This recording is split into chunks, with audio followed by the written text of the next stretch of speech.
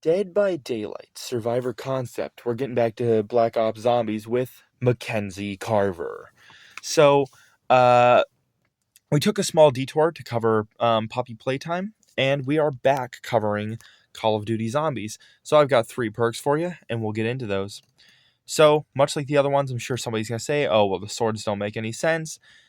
The way that the swords will work in lore, at least how I'm pitching it, is that the killers are granted immunity to the swords themselves, only being vulnerable to the magic of the sword, right?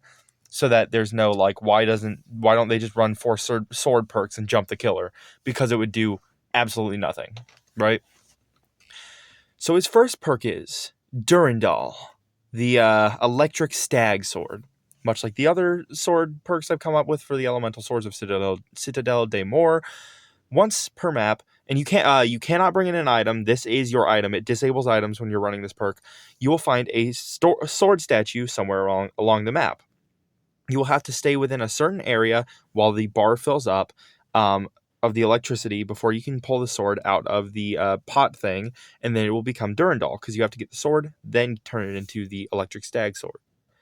And then once fully upgraded, upon doing any kind of action that progresses the game forward, healing, gen, repair, anything like that, you will gain 1 charge. After being used, it will go on cooldown for 45 seconds. Basically, what this does is you can be slowed, kind of like it's like a flashlight. You become slowed, but you can unleash an electric beam that you can hit the killer with, which will hinder them and slow them and whatever else for longer than a flashlight or a stun would have.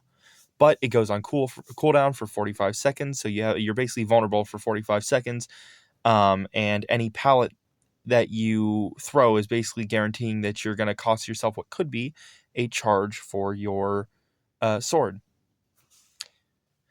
Carver's second perk is Melee Macchiato. Basically, this is a feature exclusive to the Call of Duty Zombies perks. Whenever doing an action that progresses the game forward, you will receive 500 points.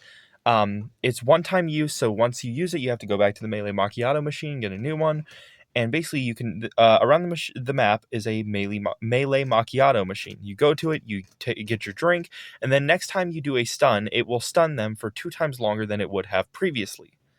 But at the cost of becoming broken for 30 seconds before becoming healthy again, assuming you aren't hit and downed. And Carver's third and final perk is PhD Slider. I did PhD Flopper with another member of Terminus. This is going to be PhD Slider, the weird variant from Cold War. Just because I wanted a fun excuse for it to not just be a slide perk. So the way that PhD Slider will work is same way I just described with the perk machine, but with PhD Slider. And what this does is it's faster than Finesse. It lets you just straight up slide under a pallet, which can save you a lot of time. Or if you're out in the open, you're in a dead zone, you can lock onto a pallet almost like a killer and slide towards that, getting you out of the dead zone. But yeah, that's all I got for you today. If you liked it, consider liking, commenting, subscribing. If you want to stay up to date with daily horror content, consider hitting the notification bell. If you dislike, share it in front of group chats to make fun of me and my stupid video. I will see you on the next Dead by Daylight concept. Whoops, I didn't mean to cover the camera.